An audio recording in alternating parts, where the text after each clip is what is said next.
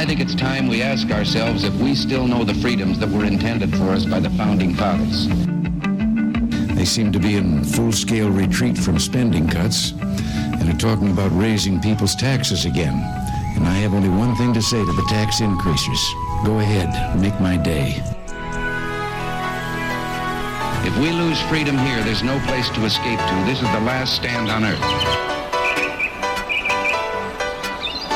Those who would trade our freedom for security have embarked on this downward course. Whether we believe in our capacity for self-government or whether we abandon the American Revolution and confess that a little intellectual elite in a far distant capital can plan our lives for us better than we can plan them ourselves. Conduit News Radio with Paul Harrell is on now. Hello, ladies and gentlemen. Welcome to the program, and happy Monday to everybody out there listening. It is Monday, and you have found the intersection of conservative ideas and reality, where we are building a liberty machine. And we're glad that you're with us. The telephone number, 870-275-9799. We got a jam-packed show for you. Today on the program, coming up at the bottom of the hour, I want to introduce you to a weekly talk show host on WCRN 830 out of the Boston metro area. His name is Gary Goldman. We're going to be talking with him a little bit just about the stuff that Bernie Sanders said about felons voting. Matter of fact, it's pretty timely because there's a brand new article up on the front page of Breitbart.com. 15 serial killers, rapists, kidnappers, and child molesters that would be eligible to vote under Bernie Sanders' plan. So we'll talk to Mr. Goldman about that. Then at the top of the next hour, State Representative Mickey Gates will be calling in. We're going to get his impression of the session. And then we're going to be talking to Jonesboro City Councilman from the city of Jonesboro. Bobby Long will be on the program. I understand he has an announcement that he has made.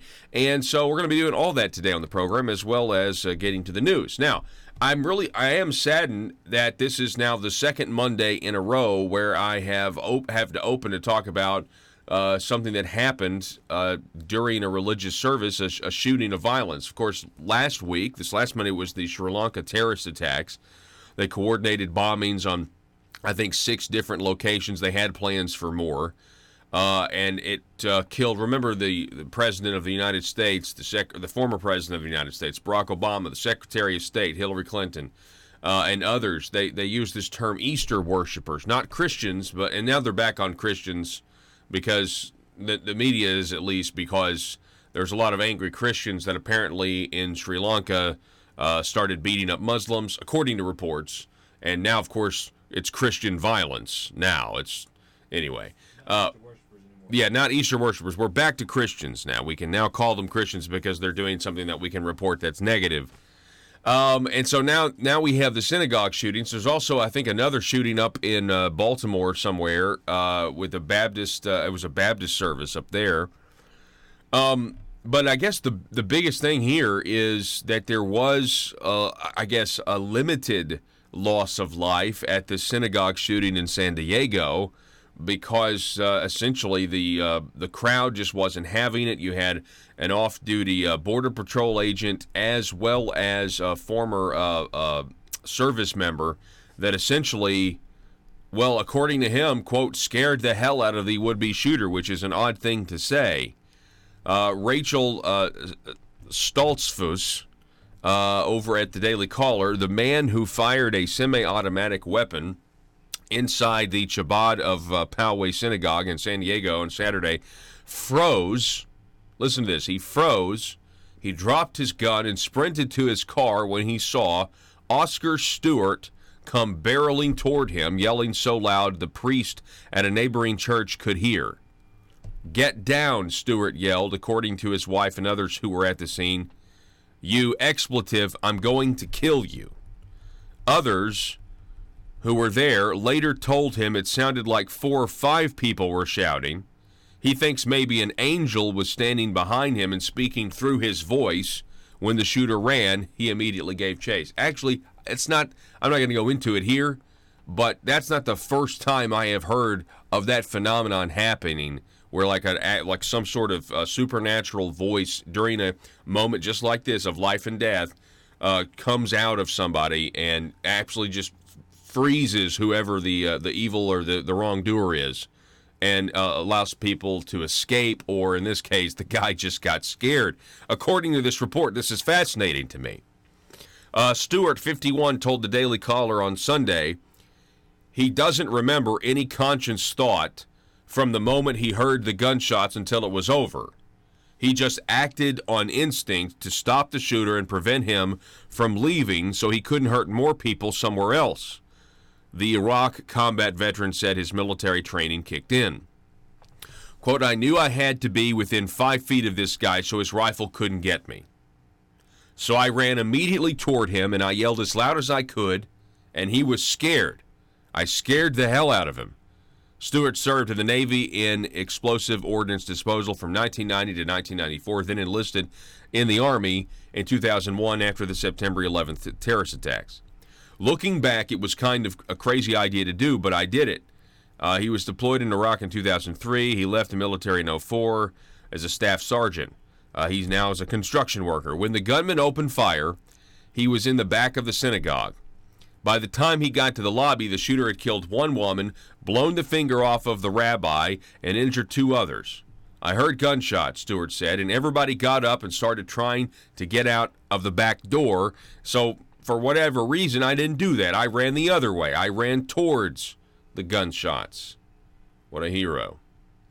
When I came around the corner into the lobby area, I saw the individual with a gun, and he fired 2 rounds, and I yelled at him.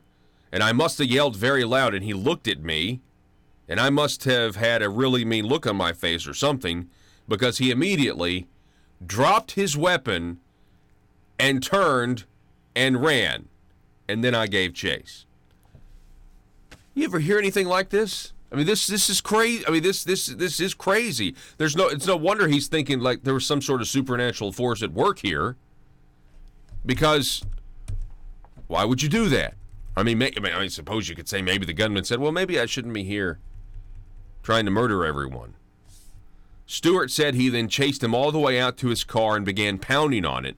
The shooter had managed to lock himself in. When Stewart saw him reach for a rifle, he punched the side of the car as hard as he could, intending to figure out a way to drag him out of the car.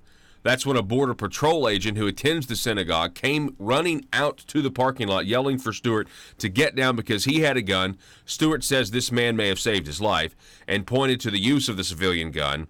He was off duty and was apparently handed the weapon by someone else at the scene as evidence that gun control isn't the answer. I mean, you've got that New Jersey shooting. You've got these terrorist attacks that are happening. There's probably a lot of churchgoers. I mean, I know the churches, it's very common now for churches to have a security plan. Synagogues are probably doing the same thing, where they have people who are, carrying their weapon in some capacity. A guy who's carrying his weapon probably thought, hey, this guy's a Border Patrol agent. He's probably, By the way, the mainstream media said that the guy was a hired security guard. The Border Patrol agent, well, he was just a hired security guard. That's what they said today on the drive in. I'm like, well, why not get it right? Why not get that part of the story right? A little conspicuous to me. Anyway, the agent fired several rounds into the lower part of the vehicle, intending to disable it, but the shooter managed to drive away. The 2 of them then grabbed a phone from someone and called the police to report his license plate. The shooter later turned himself in. So, I don't know. I mean, is it possible? I mean, again, the gentleman here, Mr. Stewart, who, again, is a combat veteran, he essentially says, look, I don't know if was there an angel behind me or something when I yelled, because everyone says the priest next door heard it. Other people said it sounded like 5 people yelling at once, not just one person yelling. And maybe this guy literally had the hell scared out of him and said, you know what, I'm going to make a different choice. And then self-preservation kicks in. He's like, and I want to get out of here. But to drop your weapon and just run. I mean, yeah, you could say, you're a coward to begin with because you're there at the gun or whatever. And I understand this guy has a very, has got a very hatred-filled manifesto, as the way I would put it. And that's true, but Anyway, it's going to be interesting to see. You're not going to hear this type of frame of reference, at least this angle on the reporting. But the Daily Caller here, I mean, they're just all they're doing. Okay, all they're doing is they're interviewing people who were there. And this is what they say they think happened. And we shouldn't be surprised by it because these are people who obviously believe in a higher power because they're at a synagogue. They're Jewish.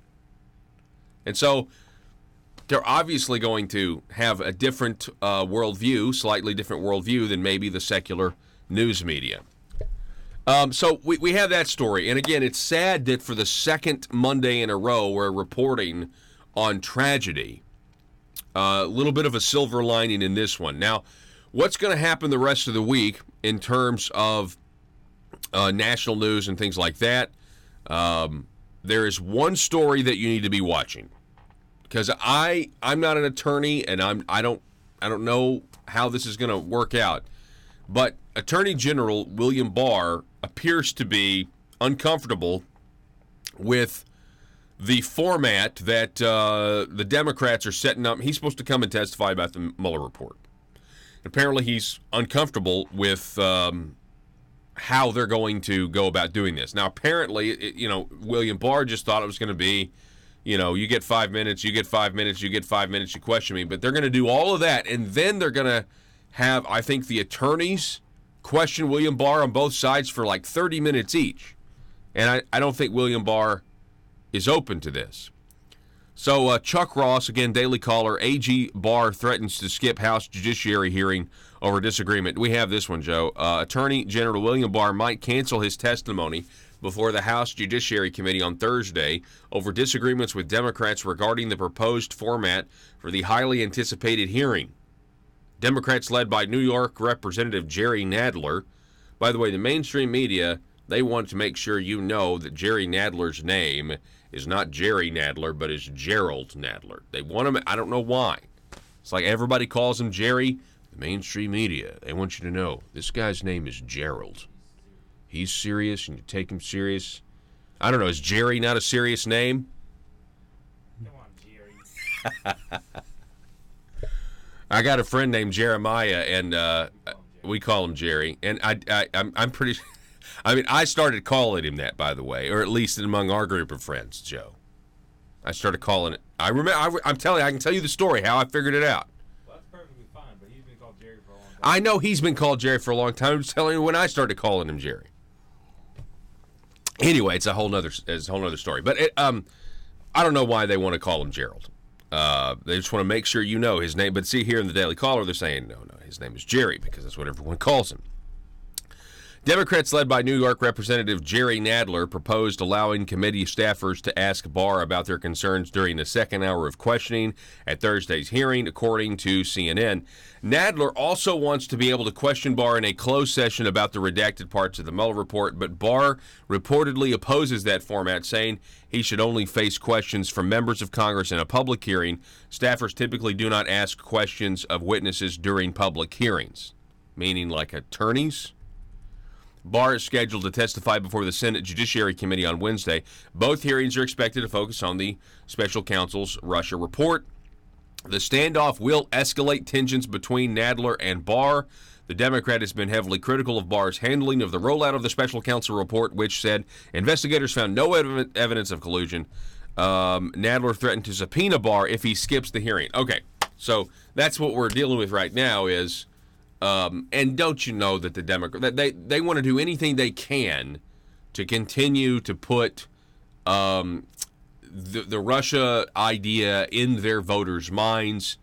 And so if Barr is voluntarily coming to testify and it's not responding to a subpoena, don't you know the Democrats would rather he just be subpoenaed and then use and say we had to subpoena you to come here, and then the media is going to say, does William Barr have something to hide? I mean, that's what they're going to be saying all throughout today about this one story. They will not let it go. The question is this. I mean, say what you want about Mitch McConnell. Obviously, we could talk a lot about Mitch McConnell. But the day after the 2018 elections, when the Democrats took the House, McConnell said, I was around when we decided to just pour on Bill Clinton, and it didn't work out too well for the Republicans. We just continue to go after him over and over and over again.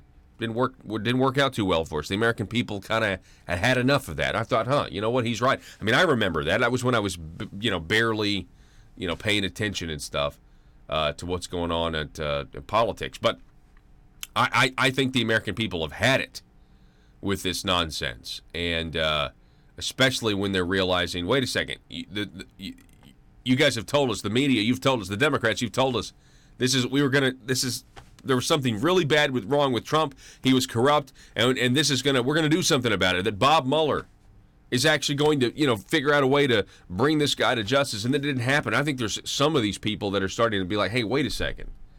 Why did you spend the last 2 years lying to me, intentionally deceiving me? And then people maybe dive in and they realize there really wasn't ever anything there in the first place. And when they find out, I was talking to a guy last week about this, a colleague in this building.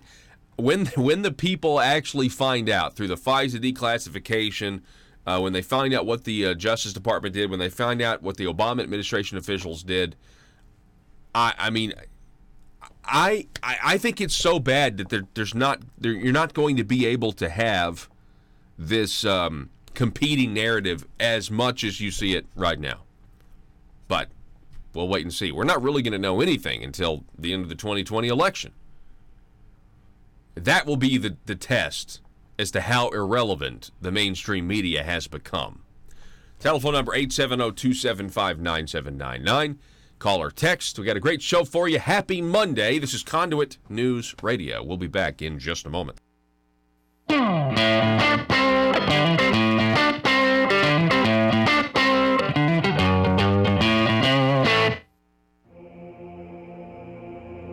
It's Conduit News Radio with Paul Harrell.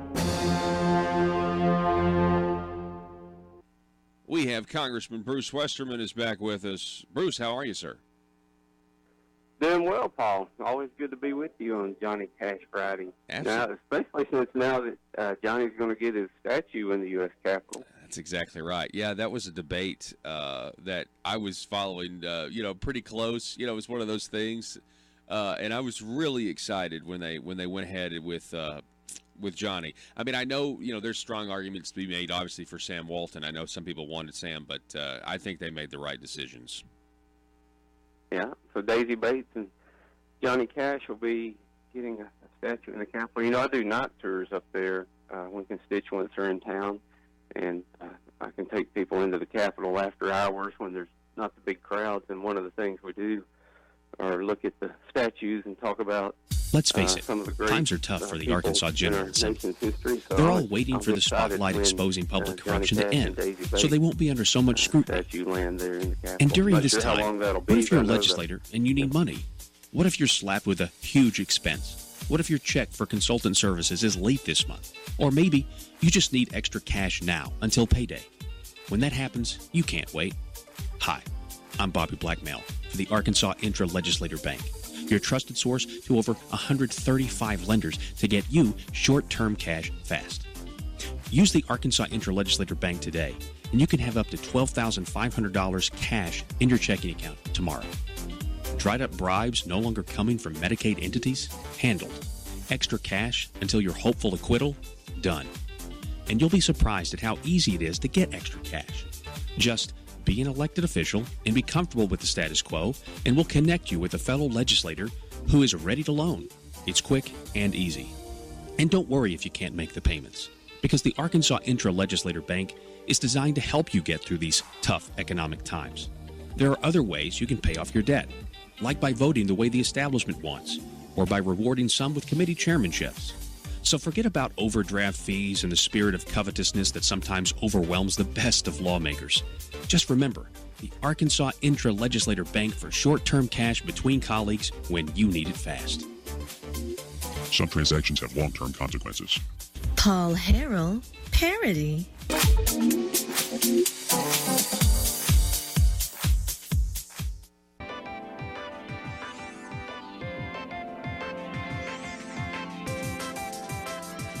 Conduit News Radio with Paul Harrell is building a liberty machine.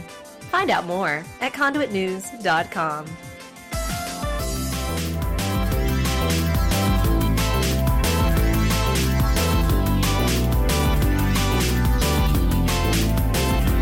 I did not see Avengers over the weekend. Joe and I were just talking. Joe saw it. Joe thinks it's a good movie. Here's the thing, though. I mean, I don't know how. I don't know when I'm going to have time to see it, and I don't know how I'm going to be kept from the spoilers because you scroll through Facebook, and I mean, if you're scrolling through Facebook, you're doing it, and you haven't seen this movie, you're doing it at your own risk. Same thing with YouTube videos, because those YouTube titles are going to be like reasons why something happened. So, but do you realize that Sony? See what they made $1 billion worldwide. Avengers Endgame made $1 billion over the weekend. Do you realize that? Yes, it's. Let me show you where it is. Hang on. It was. I saw it posted. This is incredible. Right here, yeah. It is official Avengers $1.2 billion weekend. Also, speaking of spoilers, there was a man walking out of a theater that spoiled it for the fans standing in line, and they beat him brutally and sent him to the hospital. People are taking this serious. But I just want to point out that Sony was offered to buy the entire Marvel catalog. The entire one.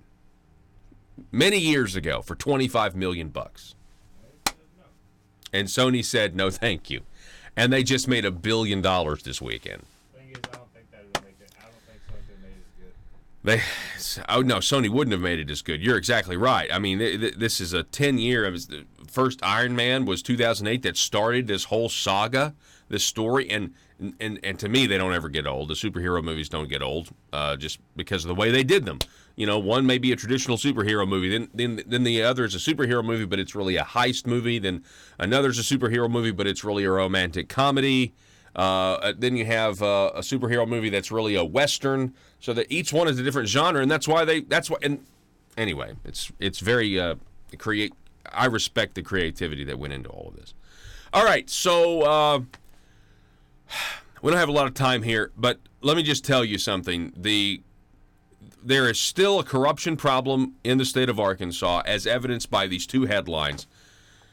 This was from yesterday in the Arkansas Democrat Gazette. They've done an investigation, and they found when it comes to nursing homes, headline, Firms Collapse, Risked Arkansas Care Homes Frail, Raises Concerns About State's Oversight of Owners. The real issue here is that we had a nursing home conglomerate, if you will, a nationwide conglomerate that failed, went bankrupt or whatever in all of these different states. And then the state of Arkansas has got to find a way to give these nursing home licenses that were operating, I think 23-something nursing homes here in Arkansas, 22. And they had to figure out a way to keep these nursing homes open that the state was responsible for. So who are we going to give the licenses to? And Arkansas is conspicuously giving the licenses to people who have ties to the old company and against the concerns of the Attorney General. Attorney General Leslie Earl is saying, I don't know if this is a good idea, and they did it anyway.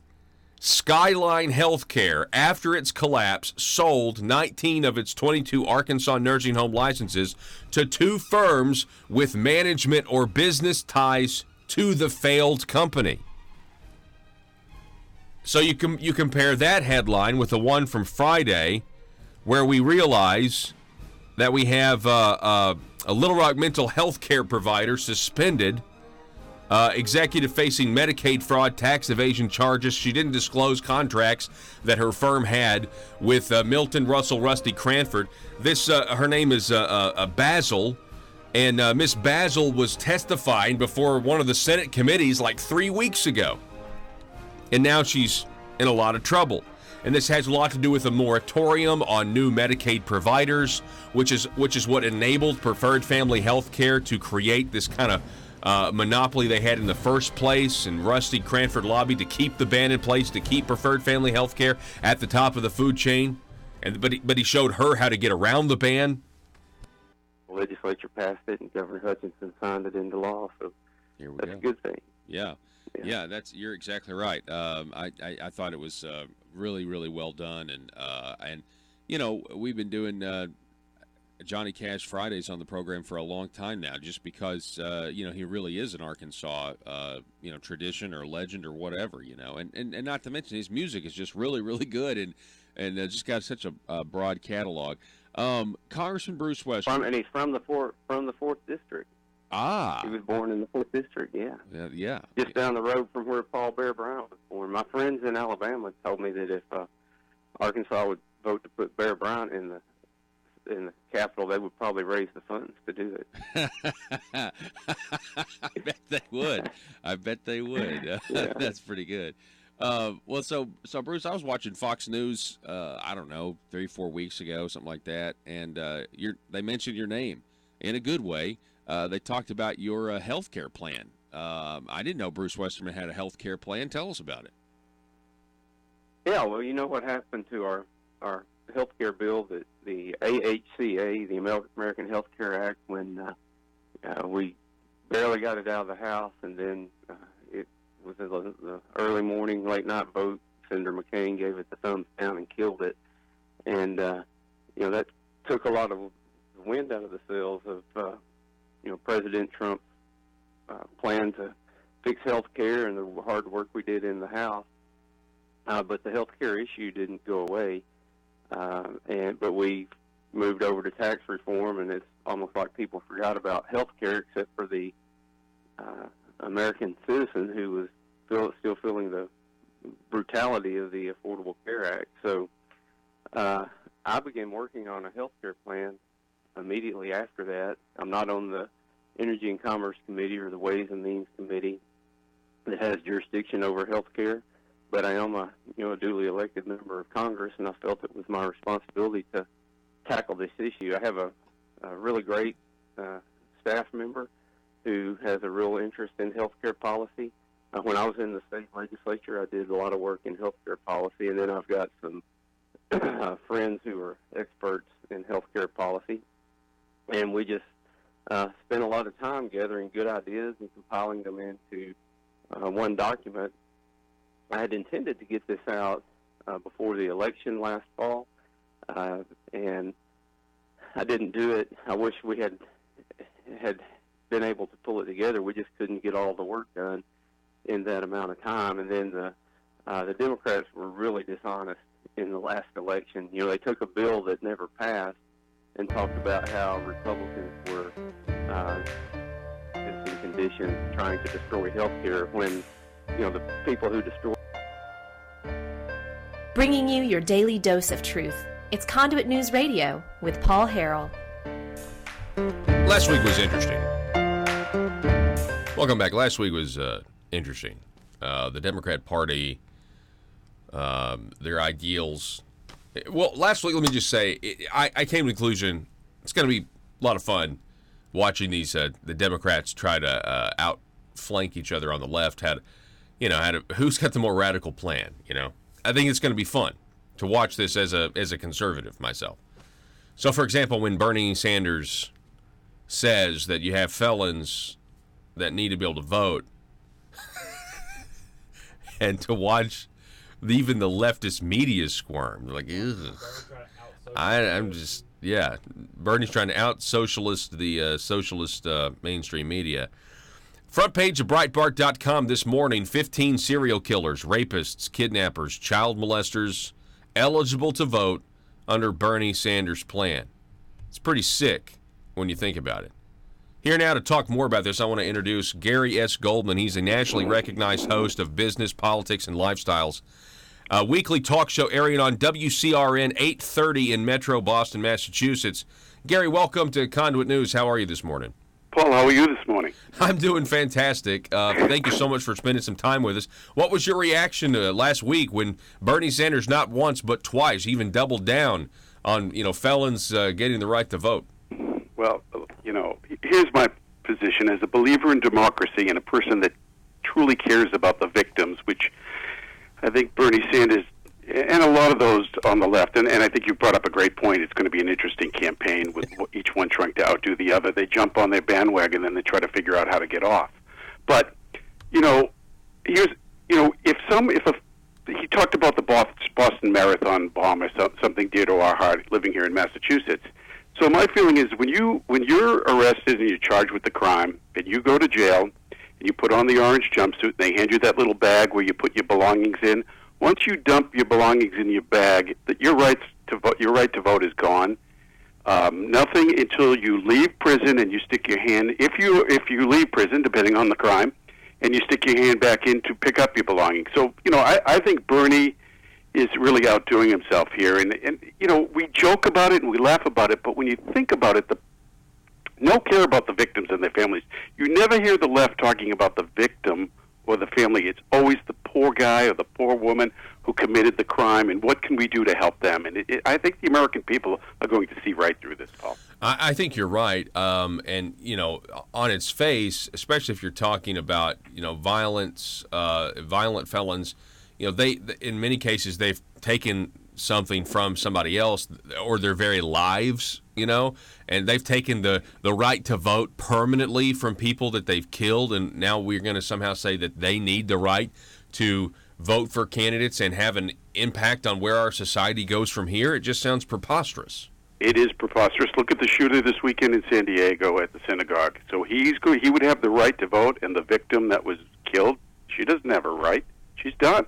Yeah. I mean, and it is preposterous. And look at Bernie. Bernie loves. If you study Bernie Sanders, and I've done, I do more and more reading because there's a part of me that thinks that he's going to be the nominee this year or next year for the Democrats. But this has been his modus operandi his whole life. This is what what he's been touting.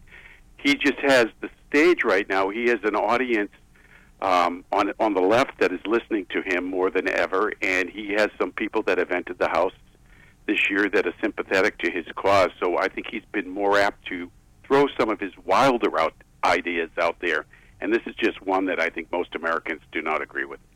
I completely agree. I'm glad that you're saying, hey, we need to be cautious. We don't. It is funny, but we need to take it seriously, because honestly, there are a lot of young people. You mentioned people coming to the House. That's Alexandria Ocasio-Cortez.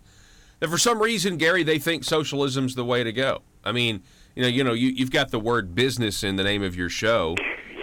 So, I mean, socialism and business, they don't go well together.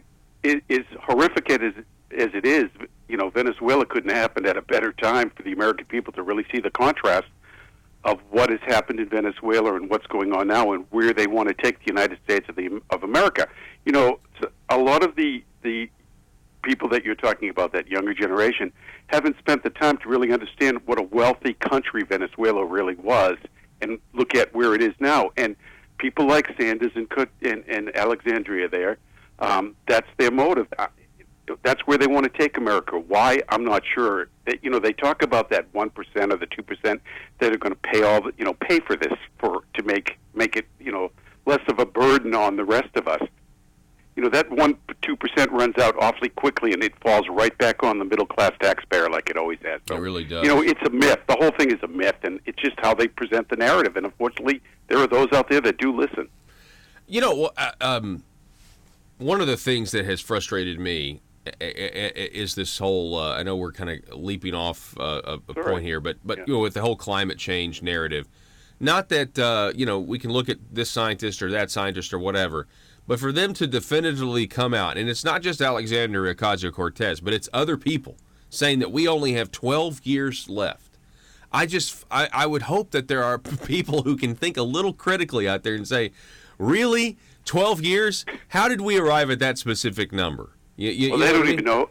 And where does that 12 years start, that time start clicking? Every time you listen to them, it starts clicking on the day they bring up a new issue. So if 12 years is the number, according to Alexandria, then her new Green Deal is a myth because that's going to take 10 years to implement. So we're going to have a net gain of 2 years. That doesn't really make any sense. And secondly, they talk about building and we should be using more wood as opposed to other, things when we're building now. That's one of their new narratives. Well, to use wood, we have to cut down trees, and I thought they were against cutting trees down and utilizing those sorts of resources. Look, is there a problem? Are there issues with the climate that we should all be concerned about? Of course. I just don't buy that it affects everything from the Taliban to, the food chain to, the way we conduct our lives on a daily basis. And that's the problem. It's one extreme to the other, and people have a hard time wrapping their arms around it. We're talking with Gary S. Goldman. He's a nationally recognized host of Business, Politics, and Lifestyles at WCRN 830 in Metro Boston, Massachusetts. And Gary, I have to ask you, you're broadcasting in a very blue state up there. How is your message received? Well, obviously I have a lot of listeners that do not agree with what I have to say, and that's okay. We love to get their opinion and talk to them. But look, there are I have a lot of friends that are very liberal and to the left, but they're getting concerned with the left movement. And they're, let's take the border, this bit, there's nothing to worry about on the border, when in fact we know we have serious problems. So there are people, they're the Boston and Cambridge liberals that you're never going to change. But I will say there are a number of people out there that are open-minded, that are starting to see through some of the rhetoric that they're hearing from those on the left. That, like you're saying, with the climate and everything else, the world isn't falling down. Let's figure a way to talk about it. But we're outnumbered, and it's very difficult at times. It's I always tell my callers, you're entitled to your opinion when you call, but your facts better be straight. And what I find is, as soon as I get into a conversation to try to have dialogue, I call dialogue a conversation back and forth. Those that disagree with me, you call dialogue yelling at me, thinking yelling is going to get their point across. I'm sure you've seen that. But, it's just a matter of spewing the facts, telling them the facts, and telling people that don't believe everything that you hear on the mainstream media. Look it up yourself. Because you read it on Facebook doesn't mean it's true. It doesn't mean it's not true. It doesn't mean it's true. So, look, it's always going to be a battle in this state from that regard. But there are those that are realistic. Yeah, and I'm glad that you're saying that there are those that are realistic. For example, if you are, just kind of somebody who's willing to listen or observe the reality of what's actually going on versus what we're told the reality is. The idea of freedom of speech. This used to be something that was, it's just something you didn't mess with. We understood that you had the right to freedom of speech, but now we have the left going out there saying, like you say, they just want to yell over you in many cases. They want to silence the opposition instead of engaging in the debate. They want to have safe spaces. And for the life of me, you would think, this traditional concept, whether you're on the left or the right, the idea of freedom of speech is a very American concept, and it's got to be protected. And they want to redefine freedom of speech on a daily basis to fit whatever point they're trying to make. So if you get into a conversation, you have, regarding anything, and they don't like what they're hearing, they want to redefine what freedom of speech really amounts to. So they don't want me saying certain things, or they don't want me wearing a Trump hat, or a red hat in particular. They just redefine it to fit what they're trying to do, and that is I tell people all the time, we do not want to go down that road because it's just going to lead to chaos and anarchy. Freedom of speech is a very valuable thing to the American people. And, most of us know what it really means. Sometimes we have to redefine and look at it again. But we can't redefine it in the terms that the left wants to redefine it because they're not getting their own way. It reminds me of little spoiled children. You don't get your own way, let's change the rules of the game here. Yeah, that's exactly right. And that's what they're doing. They're trying to change the rules of the game: freedom of speech, electoral college, voting rights. This brings us back to having felons vote, Gary. That's can we speculate that if Bernie Sanders got his way and all these felons started voting, come on. I think most of these felons are going to vote for Democrats. That's what most of this amounts to, anyways. Whether it's this or the border issue, they're looking for votes. They've run out of voters. Their only source of new voters are those that they can manipulate with some sort of benefit or monetary benefit. And when you look at the success of the economy, whether they want to admit it or not, Hispanics and blacks are doing very well, and they're concerned about that voting element of the population. So now let's get the they'll do whatever they can to increase their side. Yeah. But the felons, come on, let's all stop and take a deep breath and think about this. I mean, totally unrealistic, totally against what this country was all about and made of. Gary S. Goldman, it's a pleasure, sir. Thank you so much for coming on the show. It's great to meet you. My pleasure. Look forward to speaking again soon. Absolutely. Gary S. Goldman, again, nationally recognized host, business, politics, and lifestyles. It's a weekly talk show airing on WCRN 830 in Boston, Massachusetts. Folks, we're going to take a break. Going to be back here in just a moment. Don't go anywhere.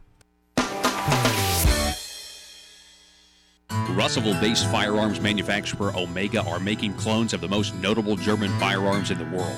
These delayed rotor-lock firearms have been and are currently used by law enforcement and military worldwide. At Omega, they manufacture their guns right here in Arkansas and produce the best reproduction in the marketplace that comes with a complete 5-year warranty. At Omega, they take firearm manufacturing seriously and offer discounts to active and retired law enforcement. Whether you're using Omega firearms to defend the public, defend your family, or for target practice, Omega has your back. For pricing, go to omega-guns.com. That's omega-guns.com.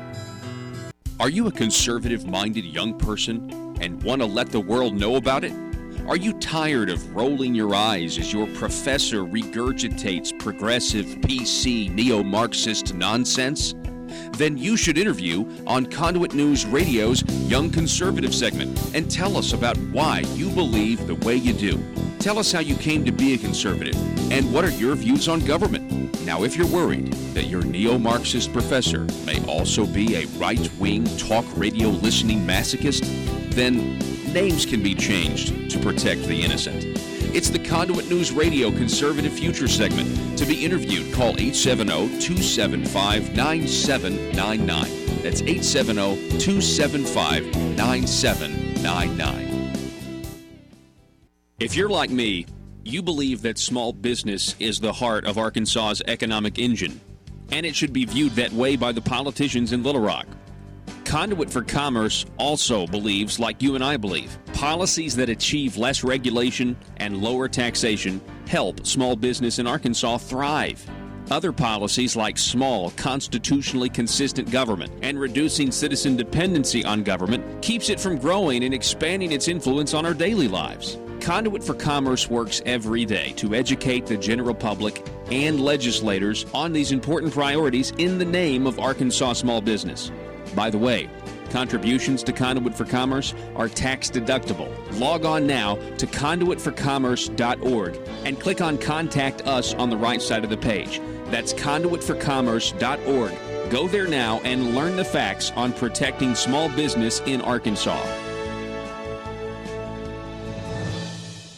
Healthcare in this country, where the Democrats with the Affordable Care Act, which is anything but affordable and anything but about care. But moving past that, we filed this bill early in March, kind of under the radar, but wanted to get it out there and get the text in the system. And lo and behold, a couple of weeks later, President Trump comes out and starts talking about health care again. So the national media started bashing him, saying, he's trying to work on health care. Republicans failed at it, and they have no plan. Until they started looking, and they saw this bill that I had just filed that was actually I think it's a great health care plan. And so I started getting lots of requests from national media, doing interviews and talking about the bill. And I've been to the White House and visited with them about it, spoken to several groups, and we're continuing to. Determined to drain the swamp in Little Rock, it's Conduit News Radio with Paul Harrell. All right, so the Arkansas Democrat-Gazette has done a good job here of outlining another, what I think is a scandal here in the state of Arkansas. Company called Skyline Healthcare collapsed. Okay, Skyline Healthcare collapsed. Now, this is not something that affected Arkansas. It affected, I think, Kansas. It affected Did I read Nebraska? I mean, it affected a lot of different places across the country. So after Skyline Healthcare collapsed, they own these nursing homes, and they have 22 nursing home licenses. And so the state is wanting, obviously, they want these nursing homes to continue operation. And so what do? Well, Skyline then sells these nursing home licenses. The state has to approve of the sale. So they sell 19 of the 22 licenses to 2 firms with management or business ties to the original company that failed.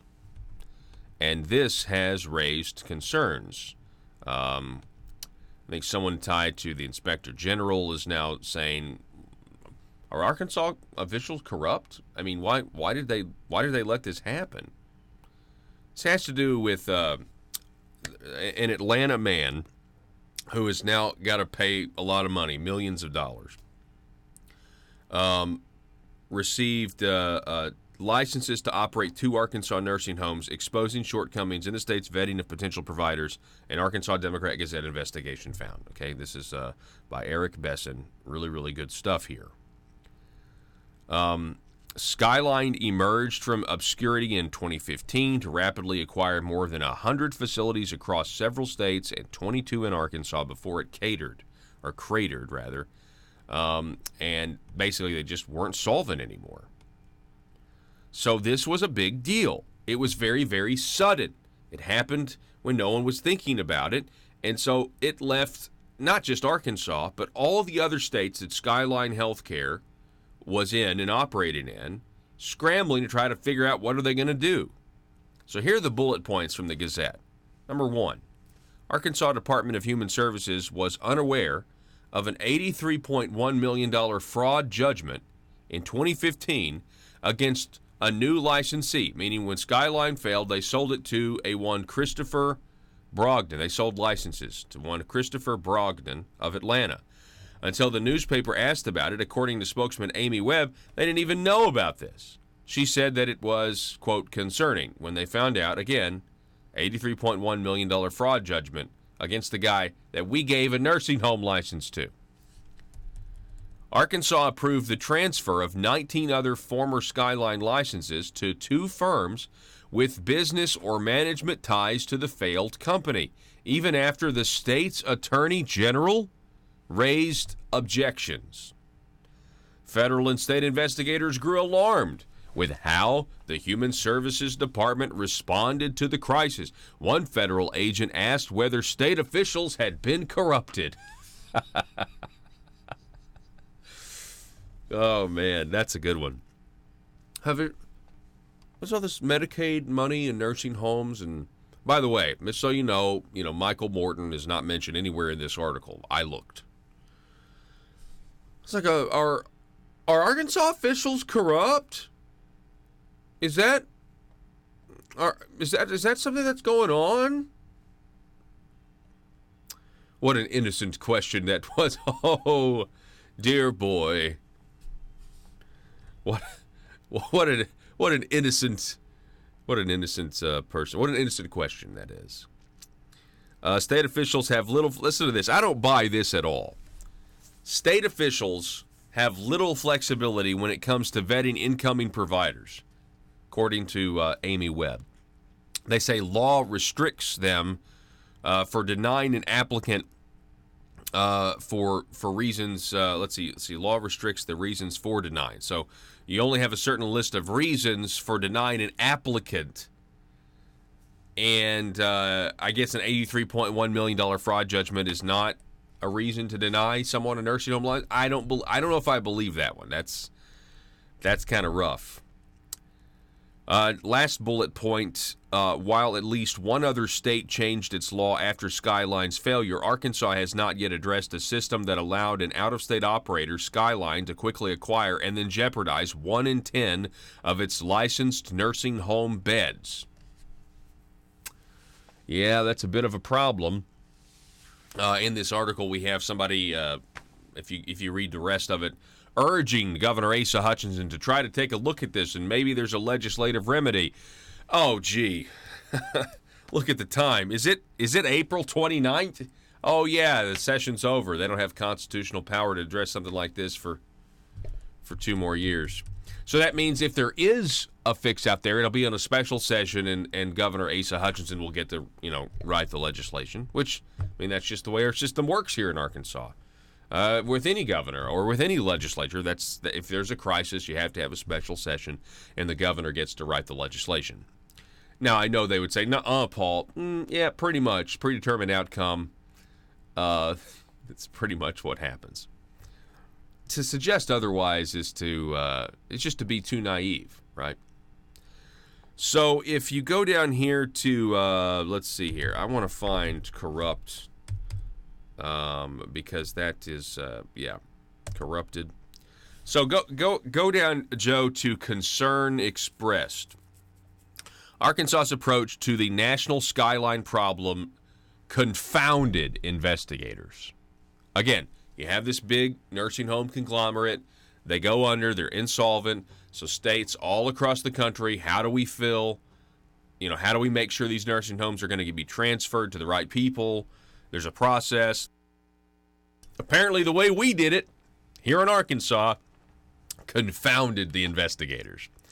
An agent in the Federal Human Services Agency's Inspector General's office asked whether public corruption or inappropriate influence explained, quote, public corruption or inappropriate influence, end quote, explained Arkansas officials' approach.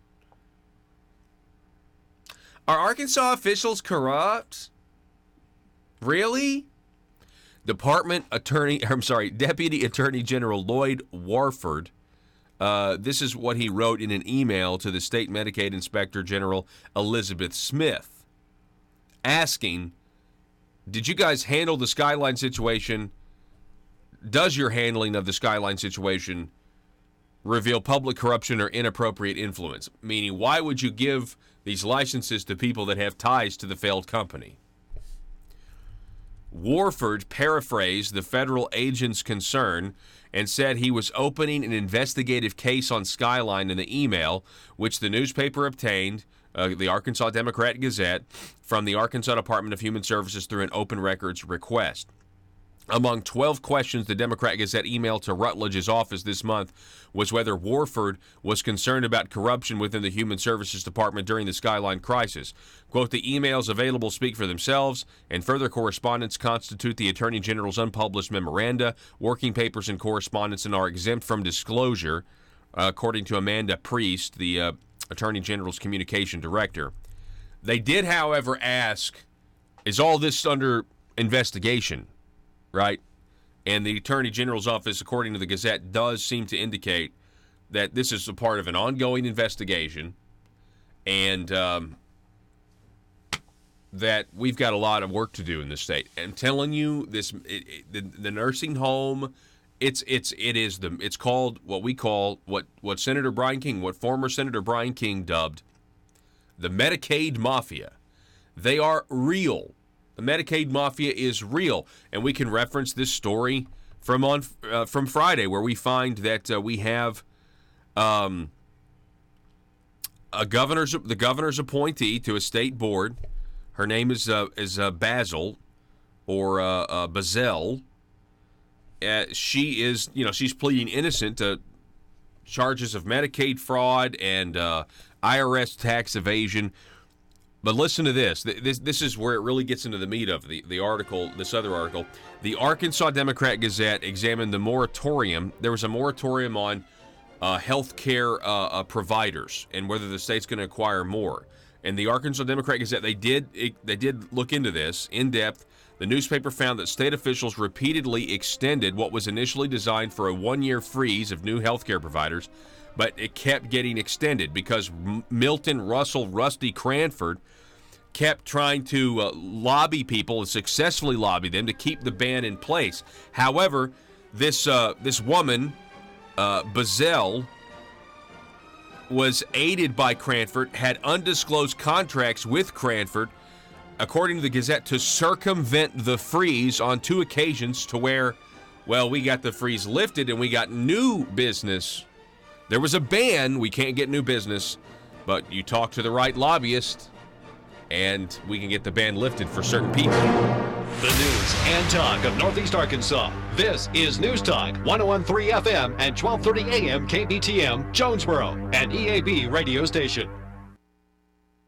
Improved the bill, but we went into it, and with me being an engineer, I said, and having served on the budget committee that deals a lot with Congressional Budget Office, I realized that any kind of health care bill that got scored where it covered fewer people or cost more money was going to be dead on arrival.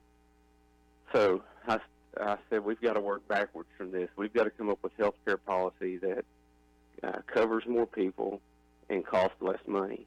And when you look at how messed up our federal health care policy is right now, that's really a lot easier to do than you would think. And we worked from the premise that we were going to make sure that pre-existing conditions were covered, that we were going to lower costs both for the taxpayer who's footing the bill for federal health care programs, as well as paying for their own health insurance through their private insurance plan.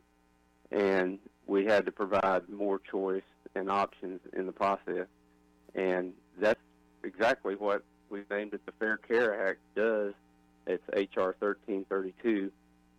And since it's gotten all this attention, we're getting a lot of other people coming in with additional good ideas. The bill's got basically 5 sections to it. It deals with private insurance. It deals with public payers, Medicare and Medicaid. It deals with prescription drugs. It deals with provider competition. And it deals with innovation in healthcare. So those are the 5 main titles of the bill, and any of those titles could be pulled out and made into a standalone bill, as well as many of the sections in there actually were standalone bills. Some of them that we passed in the House last Congress with huge bipartisan support. The Affordable Care Act allowed insurance companies to create monopolies, and we had a bill in the House last Congress that broke up those insurance monopolies. It put the McCarran-Ferguson antitrust laws back in place for insurance companies, and it passed with, I think it was 416 votes. So if you can get 416 votes on anything in the House, that's huge bipartisanship. We had another bill that passed out of the House with huge bipartisan support that would create these associated health care plans where small companies in different states can join together to form a larger purchasing organization and do that across state lines. It's something the administration actually liked the idea. It never went anywhere in the Senate because Senate Democrats would block it with a filibuster vote, but the administration's trying to put that in place.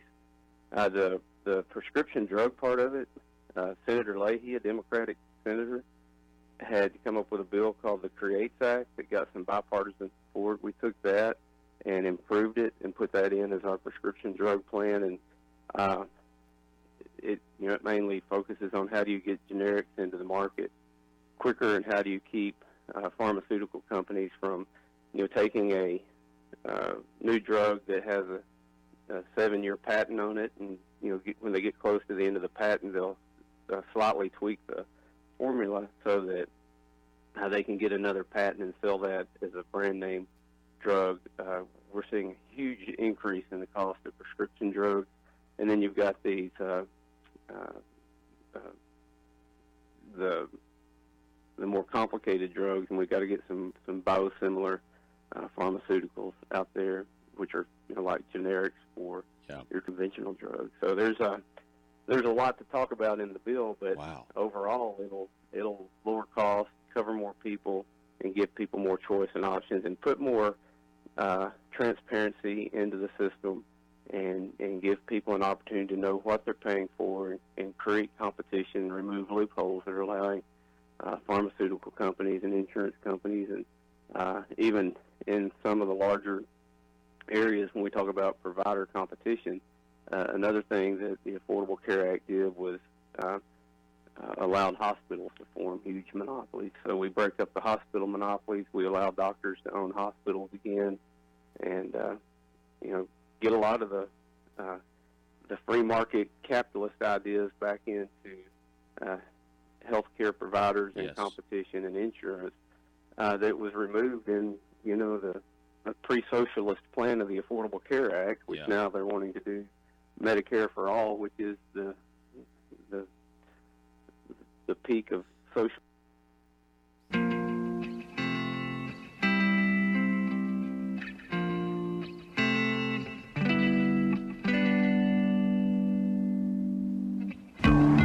I think it's time we ask ourselves if we still know the freedoms that were intended for us by the Founding Fathers. They seem to be in full-scale retreat from spending cuts and are talking about raising people's taxes again. And I have only one thing to say to the tax increasers. Go ahead, make my day. If we lose freedom here, there's no place to escape to. This is the last stand on earth. Those who would trade our freedom for security have embarked on this downward course. Whether we believe in our capacity for self-government or whether we abandon the American Revolution and confess that a little intellectual elite in a far distant capital can plan our lives for us better than we can plan them ourselves. Conduit News Radio with Paul Harrell is on now. Welcome, ladies and gentlemen. Hour number 2. Congratulations, you found the intersection of conservative ideas and reality, where we are building a liberty machine. Thank you so much for being with us, and happy Monday. All right, so it's that time again. We're going to be doing a lot of these in the coming weeks. We've already started the last 2 weeks on these, the impression of the session. Here now to give his impression of the session 2019, we've got State Representative Mickey Gates on the line. Mickey, welcome back to the program, sir. Good morning. Thank you. Absolutely. So let's start with just generally, State Representative Mickey Gates, what was your impression of the session? It went very smoothly. It was a smooth session. It was somewhat disappointing to me. There were so many disappointing moments that of advantages that we could have taken advantage of, but didn't. We did get some good things passed. We got some really important things passed, but there were some things that I was disappointed in that I think with the supermajority we should have been able to pull off better and do better, but we just didn't do that. So you are one of few Republicans in the House, Representative Gates. You voted against 3 bills that I think substantially grow government by trying to get revenue from the people. One would be the levy on the half-cent% sales tax that's said to expire. We send it back to the people for them to make sure they make sure that you want it to sunset.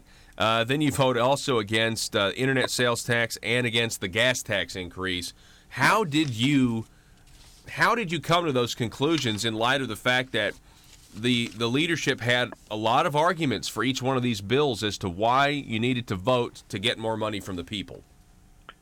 Well, I as a principle, I'm not opposed to the people voting for themselves on what rate they're taxed. I overall support that idea. In fact, I think even though we live in a representative form of government, some thinks it's weak for us to make the decision ourselves, but I think on something that is important as raising taxes, I'm not opposed to the people voting for themselves and living with whatever decision they make. So the principle of allowing the people themselves to vote is not offensive to me. However, I was in county government 20 years and now in my 5th year in the legislature. I'm not going to go to the people with a recommendation of a tax until I believe all other options have been utilized. And because for me to refer something to the people to say, hey, we don't have enough money for this, is exactly that. And I think that there are other monies that could be expended towards the roads, to speak of. There were, I think, 4 of us that had a bill that signed off on a bill that didn't raise taxes. There's some stuff that could have been done, I think, before that. The idea of the internet tax, I voted against the internet tax, maybe a little different reason than some others that voted against it. I'm not against the tax. Personally, I'm not against the tax. It's the system of the taxation. And very seldom will you ever hear me say that this is a federal issue. But interstate commerce is a federal issue. And the reason why is, let's say Arkansas imposes a $5 penalty on anybody that ships into Arkansas and doesn't include a statement saying you have to report this to your state DFNA. Well, let's say Colorado decides to do that, or California. Well, you can't tell our people what to do. You don't have any jurisdiction over me. So we pass a law that says if you're from Colorado and you're a business and you send into Arkansas, and then we start penalizing the people from Colorado or wherever passed that law, then they go to their legislature and say, let's impose a $50 penalty. You get states pitting against each other, and that is why you have, that is why you have interstate commerce laws, not intrastate, interstate commerce laws. Mm-hmm. And the other reason, anybody that's had the pleasure and the joy of dealing with DFA, can you imagine if you're accountable to 49 other DFAs? Can you imagine what it's like when they impose their will, sometimes arbitrarily, without justification, and to come after you with the full extent of the taxpayers' money? Can you imagine having 50 of those and not just one? Yeah, it's a disaster, and likewise, it sets a dangerous precedent in terms of, okay, it's fine for an internet tax, but what if California doesn't like Arkansas coal plants? And what are they going to do? A Green New Deal tax on us? Yeah. And we need to have a Blue New Deal or a Red New Deal or something. And it's until the federal government has the moral will, until our Congress has a moral will to establish a tax system, reporting system, collection system that is fair and non-punitive, that doesn't make me accountable to 40.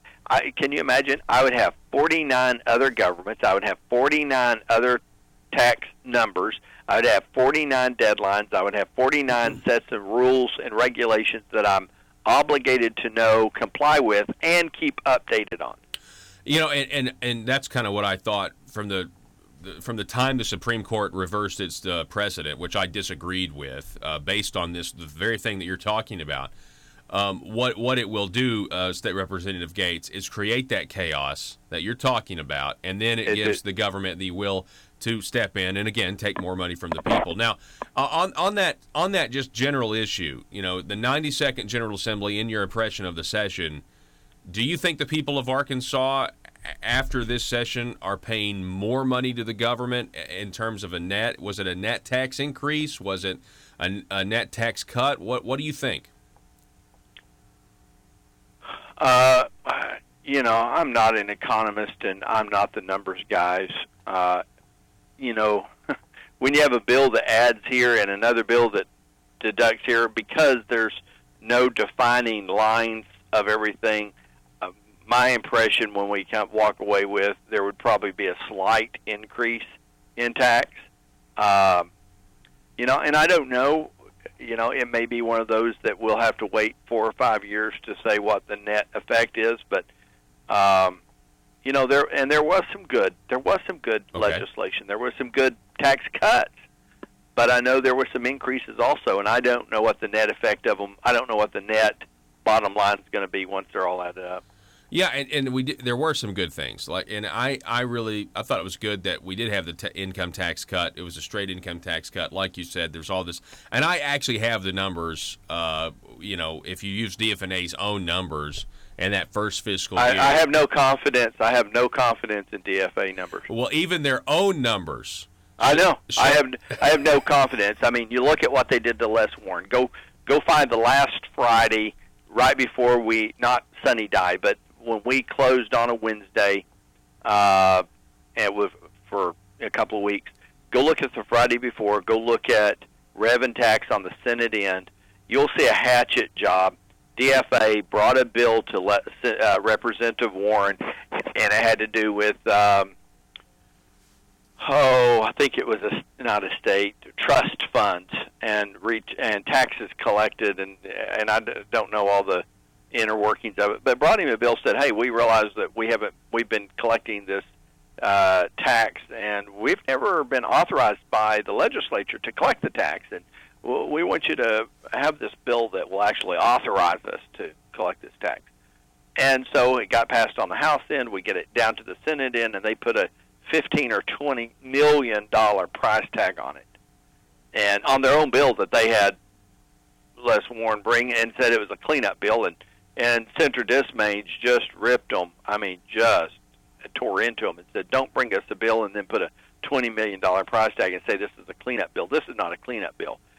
DF&A, they had one opposition on the bill. There was a paragraph in there that they eventually took out to get it passed that said that the director was never authorized to collect the tax. And they didn't like that in that. They didn't like it in the statute. Even though it wasn't going to be codified, they wanted that paragraph taken out, that the director never was authorized to collect the tax. And that's what they negotiate out. Go look at it. It's on video. I mean, I just sit there dumbfounded. They didn't mind any other language except the language that said we were never authorized. Well, were you authorized or not? And if you were authorized, why are we having a bill to authorize it? That's an excellent point. Yeah. And that is just, why did they put a $20 million, talk to Representative Warren. That, from what I understand from him, and he was in the trust business, that's a pass-through tax, and it's not going to have a $20 million tax on it. So, it's just, and it goes back to other taxes. If the internet sales tax had passed from other states, to whom do I appeal? To whom do I have representation? I think we had this little party in Boston, kind of in the harbor, that said, wait, where is the taxation without representation? The Magna Carta, I think, was kind of blown out of the water, saying, and they said, hey, we've got taxation without representation. And that's exactly what we have. Yeah. So no, I think you're right in that sense. And I remember what happened with what you're talking about with the DF&A on that trust issue, and it was interesting. It seemed to me that they come to Les Warren and then they start looking into it. Les starts doing his due diligence, and he realizes he did what was supposed to be done. They just didn't like. But and that's the problem. If you add something they don't approve, then they put this big price tag on it, and it's just outlandish. I think what we've seen here, because we had on the internet tax trying to use we use DF&A's own numbers. We put together actually, it's going to be a net tax increase. The bill itself, a net tax increase in fiscal year 1, fiscal year 2. They try to dispute their own numbers before committee. I mean, that happened before. So it seems to me, State Representative Mickey Gates, in this session, I think we saw DF&A become much more political instead of being just, kind of neutral. I don't think they're any more political. I just think people's eyes are being opened and to saying, if they don't like it, they just put a huge price tag on it. And it's just, it's just like, go look at John Payton, Representative Payton's bill. John Payton had a bill that said that a used vehicle, the sales tax on a used vehicle exemption, which is now $4,000. Any vehicle purchased below $4,000, there is no sales tax on it. And it was going to raise that exemption to $7,500. He had more legislators sign off on that. I think it was like 89 legislators were co-sponsors. 89 in the House. When have we saw 89 co-sponsors on a not on a resolution, not a feel-good resolution, but on an actual bill, and passed overwhelmingly on the House side, and gets down to the Senate and it gets killed. And that is where you say, why? Well, because it costs $12 million. Well, we find $12 million for everything else. We put that in slush funds. We put that in other places. Why can't we give the hurting people of Arkansas a tax break? and that's a real tax break, because any car purchased below $7,500 would have no sales tax. On the sales tax, it's already been collected on it, sometimes 2 or 3 other times. You know, and we can kind of use this to go into the social issues real quick, because this was something I think that a lot of people thought was also a social issue, because it would help lower income people be able to buy a car that's been taxed, 2 or 3 times already. Yeah. But on the social issues front, there were some really positive things that were done. Talk about that. Yes, there were. We expanded the right to the protection of the right to life to the unborn. That's always a positive. The first of our sacred liberties is the right to life. There are no other liberties that have any weight if you be dead. Mm-hmm. Your right to property, your right to free speech, your right to freedom of religion. None of those are practiced. You can't practice any of those if you're dead. So the practice of protecting life is our foremost responsibility of government. And this session, we expanded those protections in defending life, defending our right to borders, as a nation, and protecting ourselves against cities that want to become sanctuary cities. Yes. For all the grief that the president gets, I thought it was applicable when he said that he would start releasing ICE detainees in sanctuary cities. Yeah. I saw no problem with that. Yeah, me neither. I think you ought to go to the downtown in their pristine locations where they don't want homeless people to hang out because it's bad for their image, and that's where you open the bus doors and you just let them go, because they're not going to arrest them. That's their policy. Yep, and there you go. And then just pick them up, take them back, pick them up, take them back, and see how long the people will suffer that kind of policy. Well, State Representative Mickey Gates, I appreciate you coming on. I appreciate your no votes again on these 3 measures that I mentioned earlier that I think were fundamentally growths in the size of government, because they take more money from the people. And they do grow government. And that's what we don't want. And so I appreciate your no votes on those, and I appreciate you coming on the program. Hope you have a great week, sir. Thank you. You too. Have a great day. Yes, sir. Bye-bye. Folks, we're going to take a break. We're going to be talking with Mr. Bobby Long. He's city councilman in Jonesboro. He's going to be sitting right here to my right here in just a moment. Don't go anywhere. Less medicine, I guess. Yeah. Let me talk to you about that for a second. In light of the balance of power in the House. Now, first of all, I think what you're talking about is great. I think this is really great, Congressman Westerman, that you are putting forth this effort, and you've gotten some attention. Like you said, you've met with the White House about this. And, the president is now saying, listen, Republicans will be the party. The Republican Party will be the party of great health care. And I think that, I personally think President Trump's doing a great job. But I also love how he communicates to the American people, and he makes those statements like that. He makes bold statements, and, you can really tell he's aiming well past mediocrity. I mean, he's aiming for greatness. Right. But when you have the left out there saying we want Medicare for all, and you look at how the House was lost to the Democrats in the last election cycle, those districts that they won. It's a PHP parody. Hey, man, you got any of that marble rock? Yeah, I've got the hookup. Thanks. I need a fix real bad. I'm itching to grow some government. How much you need? I'm gonna need a taxpayer's dime bag. No problem, sir. 1 taxpayer dime of marble rock. Enjoy. Thanks, man. They don't call it Little Rock for nothing. Am I right? Did you know your state representative or state senator may be addicted to growing government? The drug is called marble rock, and too much of it will cause marble fever. Watch for the warning signs. Does your legislator suddenly display a lack of humility when faced with basic questions? Does he or she suddenly develop hubris and pride that was not present during the campaign for office? These are signs they might be smoking the terrible drug, marble rock. The solution? Detox. Vote for detox.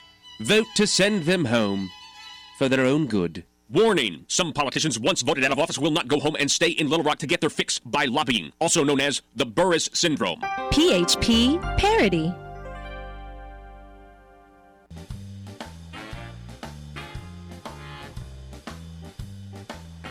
Exposing the truth and everything the Marble Palace establishment keep trying to cover up. It's Conduit News Radio with Paul Harrell.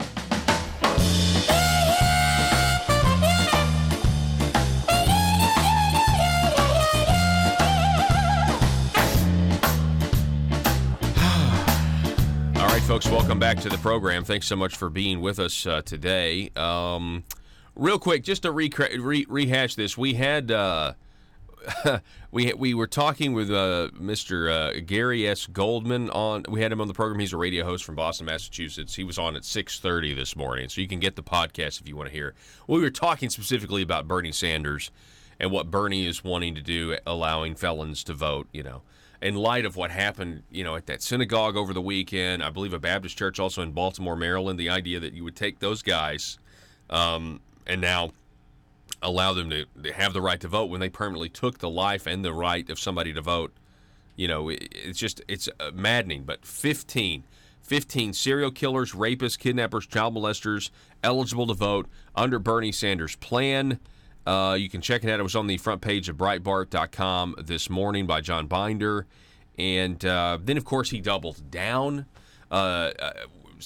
when he said that, he's taking criticism for it, but he still believes it. Then you have the other Democrat, Kamala Harris, Kamala Extract Harris. I think this is a conversation we should have in terms of letting felons vote. So Bernie Sanders is changing the narrative. You know what I mean? Like he's really really changing the he's making the field go much further left, I guess, if you will. So we have that story. Also, again, out of Little Rock, we have this story from Friday where, and I tried to get to it to the end of the show. You have to excuse me because I keep running out of time to cover this story. So the Arkansas Democrat Gazette examined a moratorium last year. It was a moratorium on new Medicaid providers or health care providers, okay? So there was, for a while, a temporary freeze. It was supposed to be temporary. But now, Milton Russell Rusty Cranford, the guy that had to have the witness in New Jersey killed, that guy who was the lobbyist in all of these schemes, he was successfully lobbying them to keep the ban permanent, which is what allowed Preferred Family Health Care to do everything that they were doing, continue to bribe officials, and now, of course, Jeremy Hutchinson's been indicted and everything else. So we understand that. There's this woman, though, who is a head of a Medicaid company named Bazell, and she has now been pled innocent to charges of tax evasion and Medicaid fraud, right? One of the reasons is because she had undisclosed contracts where she was paying Rusty Cranford money on the side, a lot of money, and they're saying that this was a big problem, and this is part of the investigation into really Arkansas corruption in the Medicaid mafia, is what I like to call them. So it says that if basically it's logical to assume that if Cranford was able to successfully lobby the politicians to keep the ban on new providers in place, but he also was able to lift it temporarily to allow this woman's healthcare company, Bazell, and allowed her to, be an exception to the moratorium, if you will, right? It says Cranford, Ravindran, Bazell, and an unidentified fourth person manipulated moratorium rules both when setting up New Beginnings in 2010 and when opening a new clinic near Pine Bluff in 2016, the affidavit alleged. New Beginnings billed $25.5 million to Medicaid for outpatient mental health treatment from fiscal years 2011 to 2018. State data show an annual billings increased each year its annual billings increased each year beginning in fiscal 2013 from $1.6 million that year, $5.8 million in 2018. Bazell was among providers who testified 2 weeks ago at a Senate Committee on State Agencies and Governmental Affairs meeting about the headaches caused by the state's shift to managed care for behavioral health. It's really, I get headaches too when I lose money. Back in a minute.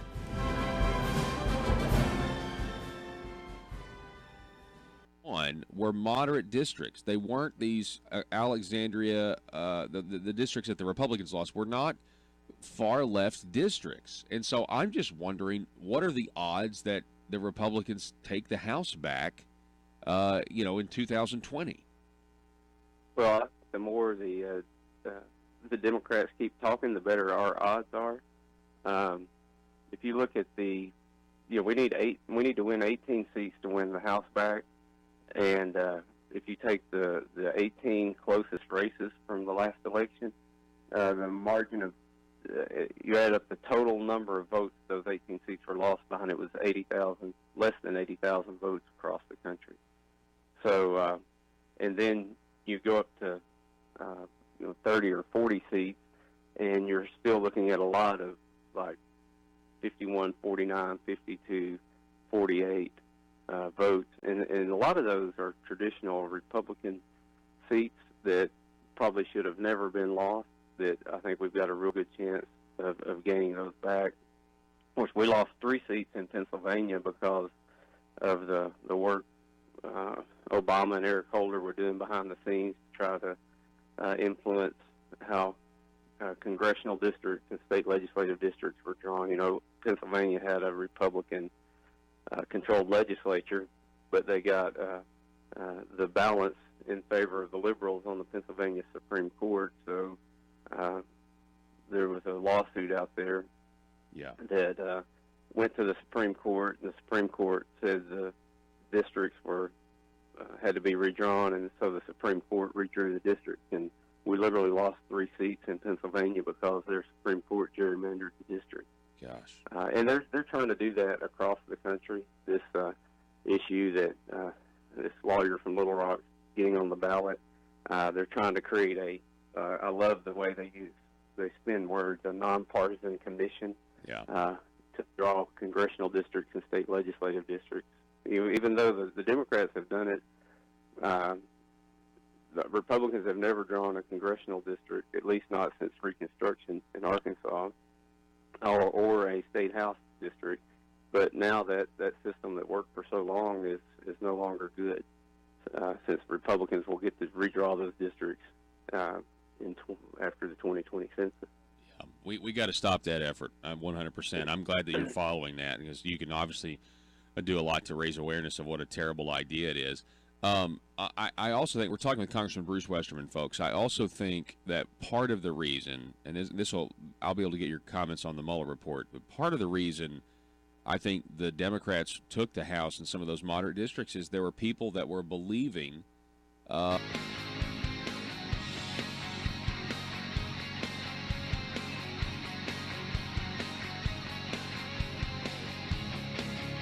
The intersection of conservative ideas and reality.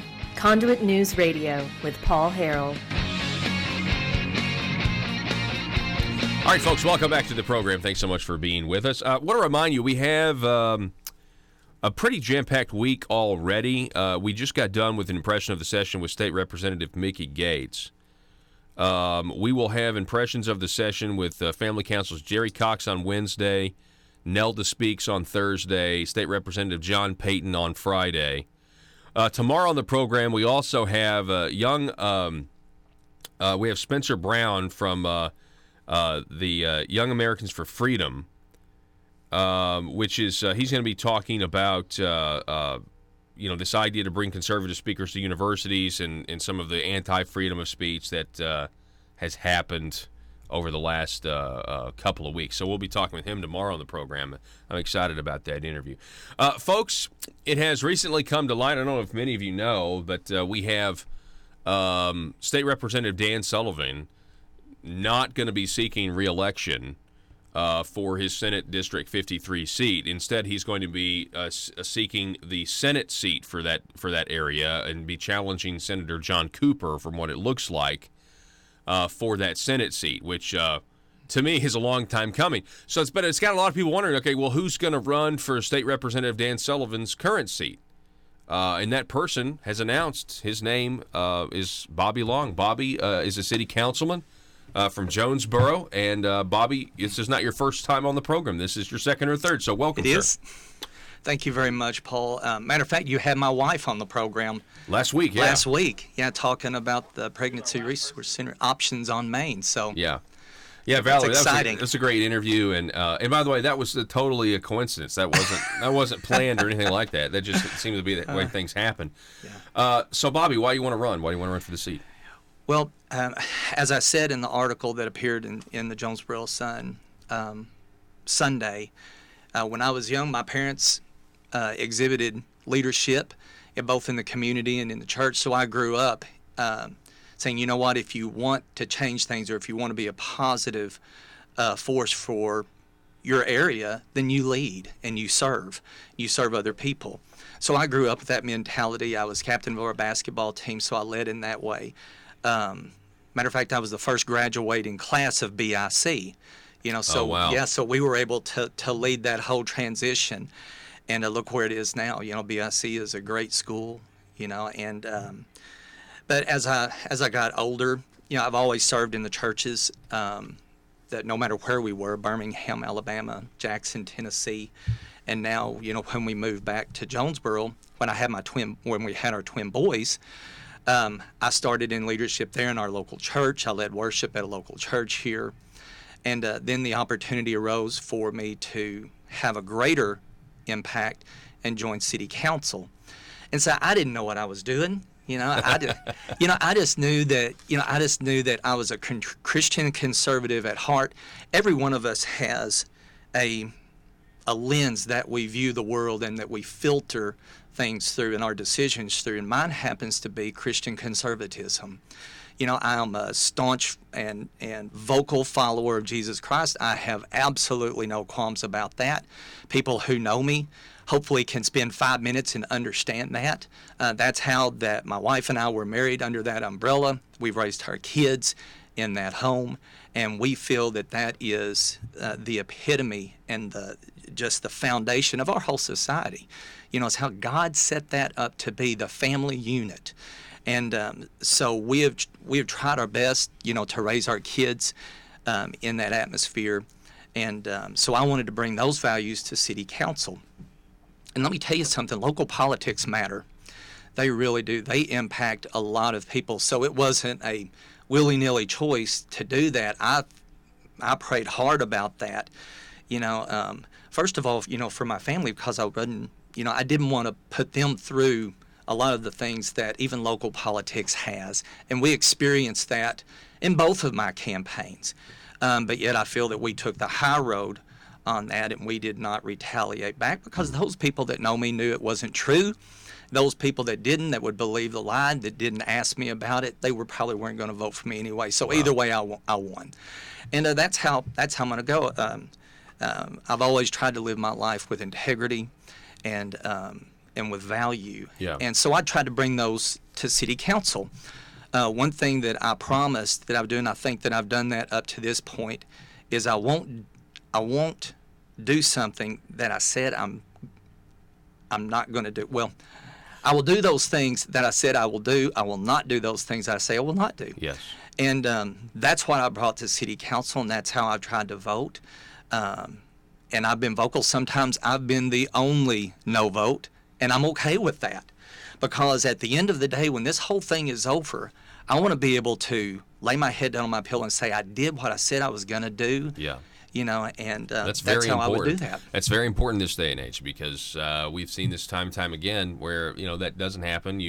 A lot of times politicians, they're human, they're caving to the pressure. Everybody is asking them when they get to an office, a lot of times they're getting bombarded with people asking them to do the thing that they told their voters that they wouldn't do.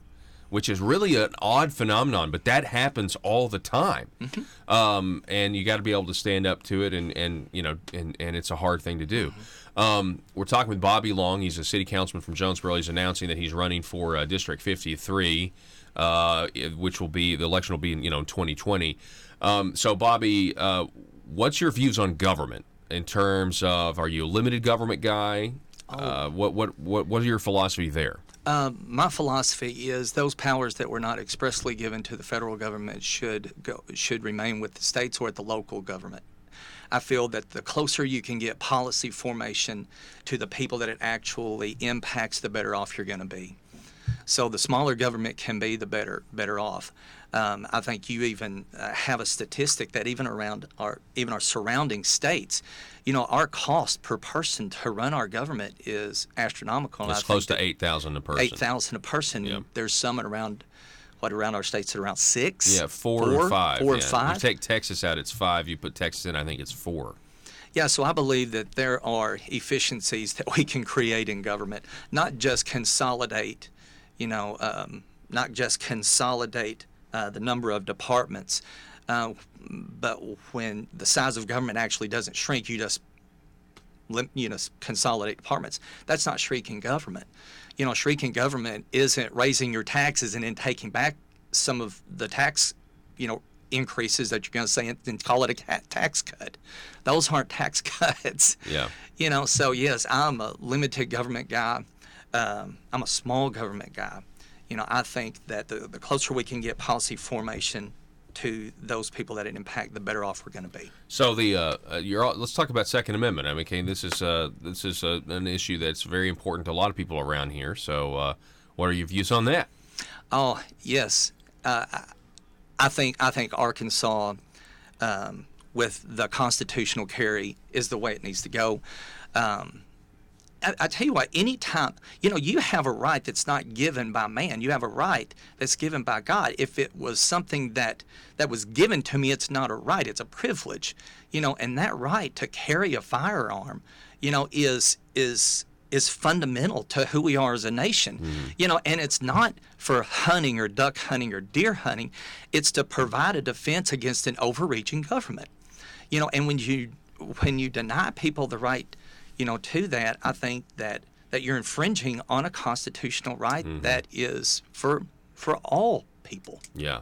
No, I completely agree. And you specifically mentioned constitutional carry. I find that to be, that to me just shows you that you're up on the issues, because Arkansas is a constitutional carry state, and some people don't want to acknowledge it, but we are. Yeah, let me tell you something. It was refreshing. Yesterday, I went to the Patriots. Saturday. The Patriots of Act 746, and I tell you what, that was the safest room in Paragould. Yeah. It was probably the safest room in Northeast Arkansas. I did not feel intimidated. I did not feel uncomfortable at all. And probably 99% of those people were carrying, and probably a large portion of them were carrying 2 weapons. Yeah. Well, that's fantastic. Yeah, I'm glad you went to that meeting because it was great. Yeah. Well, they certainly have been on the forefront, and they've been proven right about what the law actually says, and so it's really, really good. And obviously, I mean, we don't even really have to cover the life issue, but it is my number one issue, even though it's a low-hanging fruit. So, protection of life. Obviously, your wife works at Options on Main and Pregnancy Resource Center. She's the director there. But how do you look at the abortion issue today? Well, I think it's quite evident. I'm staunchly opposed to that. I'm a staunch supporter of the sanctity of life. I tell you, there's nothing more precious, than life. I believe life begins at conception. I believe that we are woven in the womb by God Himself, and I believe everyone has a destiny on their life given by God that they need to fulfill. And those people that would take that life, are trying to thwart that destiny that God has upon their life. People are of value, especially the rights of the unborn. And I'm telling you, my wife has their banquet coming up this next week, and I hope it is a phenomenal success, because I tell you, those women down there, and it sort of chokes me up a bit, because when you think about what they do down there, and they protect those the lives of the unborn. They see that baby on that ultrasound. And that baby, they know that if they go and that mother chooses, to abort that baby will feel pain, and that baby will feel anguish. But not only just the pain and the anguish, but just the destiny that God himself has on that life is thwarted at that point. And, so it's those ladies down there and the people that support Options on Main, I just give them a hand. And they are on the forefront of this battle of life and death.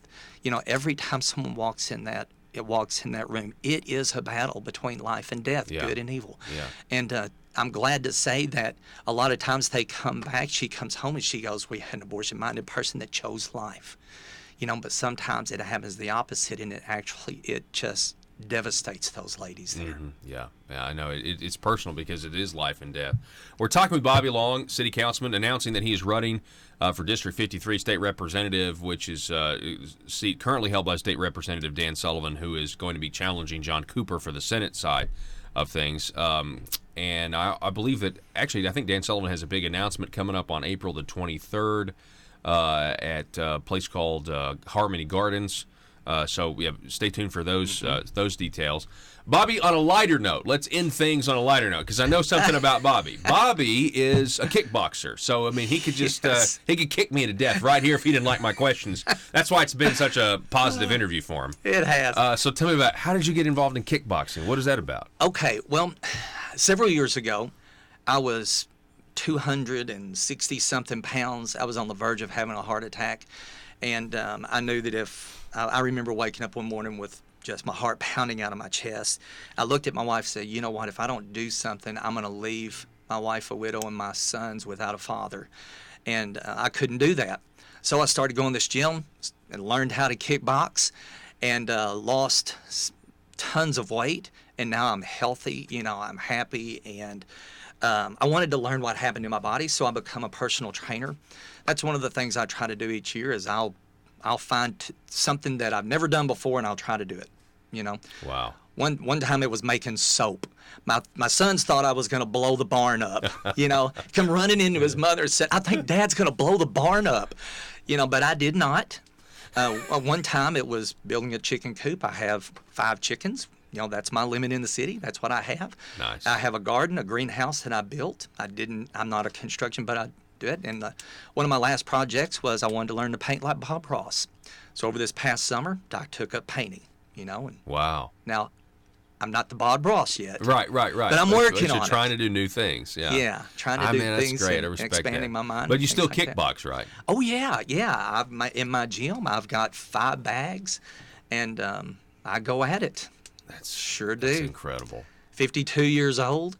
And you're a specimen. I will challenge, I'm not going to say I'm going to challenge every 20-year-old, because my son is a weightlifter, and I remember the day that he outlifted me. I could not move my arms. We had a curling competition. Okay. And he just flat out just smoked me. Mm-hmm. At that point, I don't mess with him anymore. Yeah. Okay. All right. Well, we'll have to talk more about this kick. I may have to. I may need to come see the operation. Come on. That's fantastic. Well, Bobby Log, we appreciate it, sir.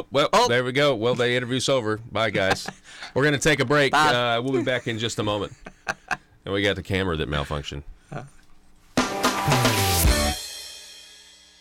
Russellville-based firearms manufacturer Omega are making clones of the most notable German firearms in the world. These delayed rotor-lock firearms have been and are currently used by law enforcement and military worldwide. At Omega, they manufacture their guns right here in Arkansas and produce the best reproduction in the marketplace that comes with a complete 5-year warranty. At Omega, they take firearm manufacturing seriously and offer discounts to active and retired law enforcement. Whether you're using Omega firearms to defend the public, defend your family, or for target practice, Omega has your back. For pricing, go to omega-guns.com. That's omega-guns.com.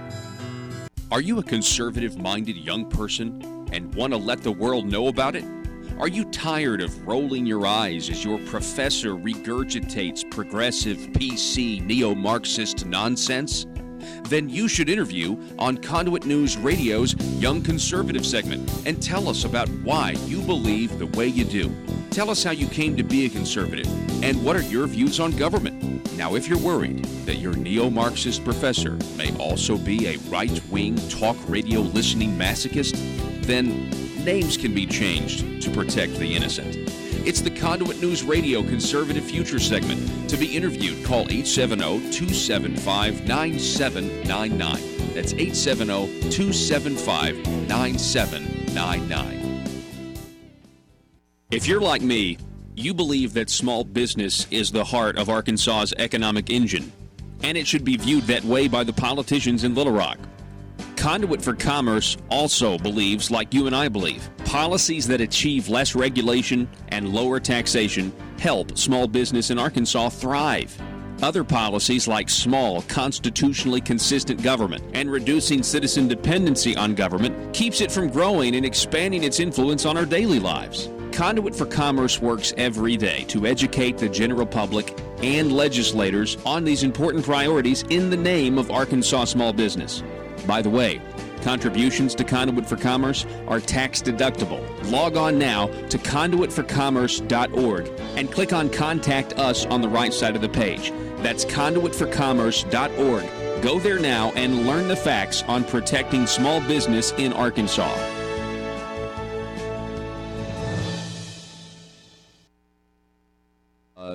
The Russia collusion narrative. They were listening to the media, and now we know the media was, in some cases, actively deceiving their listeners. What was your response to the Mueller report? Well, my response is and even when it was going on and everybody was getting frustrated with how long it was going, I kept thinking, from what I've seen in classified briefings, that the information has been released now, that what this report's going to show, if it's done fairly, is that the real wrongdoings were on the side of the Democratic Party and Hillary Clinton. And I hope there's some prosecutions out there. And I tell you, the guy that needs to pay is James Comey. And I get you can probably hear a little bit of frustration in my voice. Yes. But when I was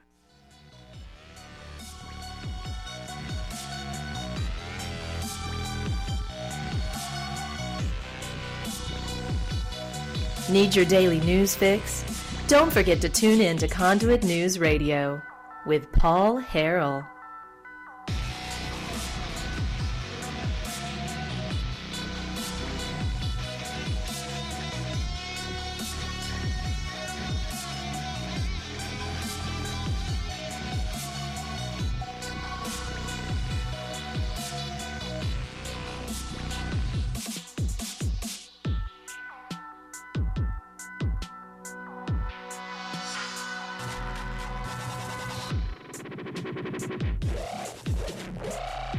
All right, welcome back. Sorry about that. 870-275-9799 if you would like to contribute to the program today. 870-275-9799. Yes, somebody on Facebook said, May 23rd. Yeah.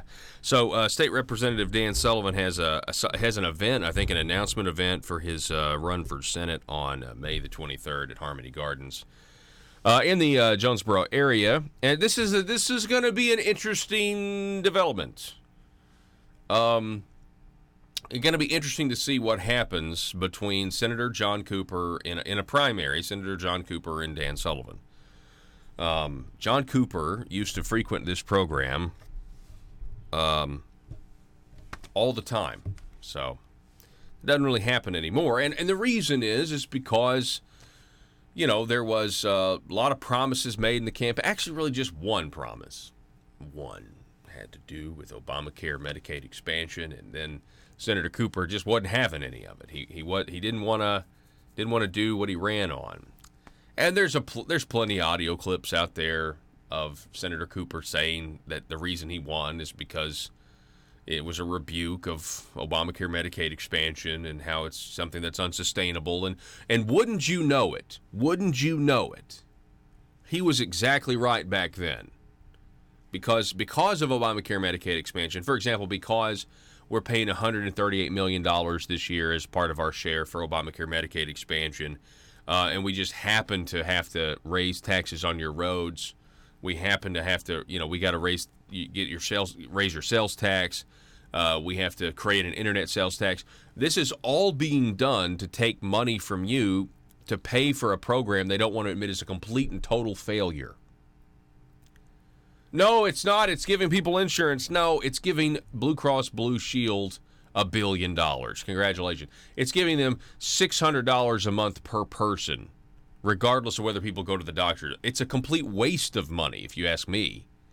It'd be one thing if you could actually, if we were doing fee-for-service, traditional Medicaid, which I would have been opposed to back in the day because it's an expansion of government. But at this point, if you're actually looking at what's cheaper, State Representative Josh Miller had a bill that would have taken us back to the traditional expansion, well, not back to, would have implemented it for the first time, which would have been fee-for-service, which means the taxpayer only pays if somebody goes to the doctor. Unbelievable that this is where we are. But you know what? I'm telling you, this program has been very positive just in terms of an academic exercise. Unfortunately, has far-reaching results that are actually hurting the taxpayer, hurting the state of Arkansas's economic outlook and everything else by growing government.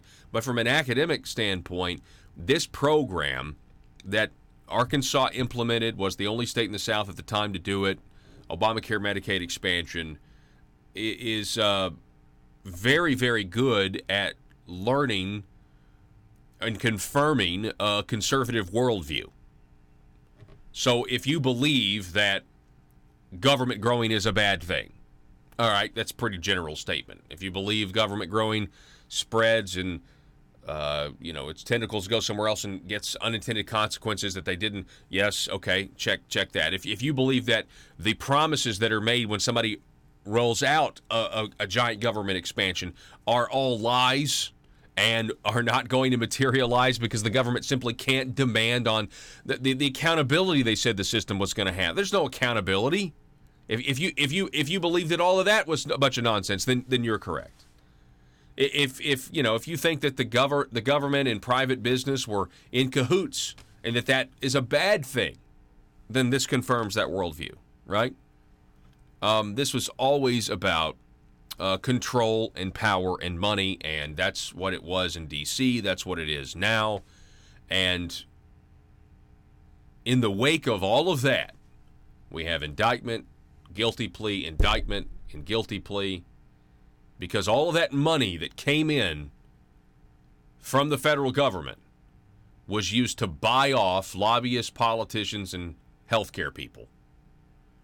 And if you think about it, if you have an entire political party that is running their campaigns and getting elected based on not having anything to do with 2012's Obamacare, and that party is the Republican Party, how do you get them to suddenly flip and do the opposite of what they told the people they were going to do? How do you get them to do that?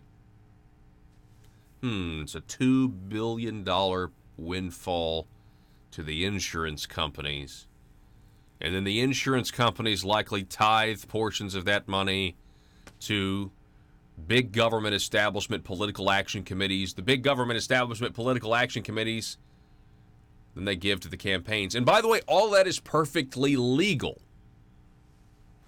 Then you have the criminal activity, the criminal conduct that starts as well. And it was just too much for mere mortal men to resist. And here we are. Telephone number, as always, 870-275-9799. If you would like to contribute, you can call or text, leave a voicemail at that number at any time during the day. We have a great week for you the rest of the week, and we're probably going to be adding to this schedule. But again, we have a spokesman for YAF, Spencer Brown, who's worked to bring conservative speakers to universities across the country, including Ben Shapiro. He will be on the program to talk about what happens when you have. Recently there was somebody was assaulted at one of these events, and it's what the left tries to do. They try to silence you. Also, we'll talk to Maria Espinoza tomorrow and get her take on the border situation and what's going on there. Patriots Vac 746 segment on Wednesday, we'll be talking with former Senator Linda Collins. Also, Jerry Cox will be giving his impression of the session on Wednesday from Family Council. State Representatives Nelda Speaks and John Payton as well will be stopping by on the program to give their impression of the session. Well, Nelda will be on the phone, but I believe Payton will be in studio, from what I'm told, on Friday. So that's exciting. Until we meet tomorrow, have a blessed Monday, Arkansas, and be safe. Thank you for listening. Check all of our stuff out. All of our information is up right now at conduitnews.com. Be safe.